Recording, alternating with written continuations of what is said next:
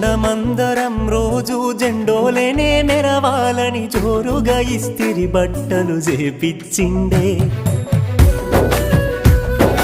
ice cream బండి ఇంటి ముందు గంట కొట్టంగానే జేబులున్న పైసలన్నీ మాయమూడే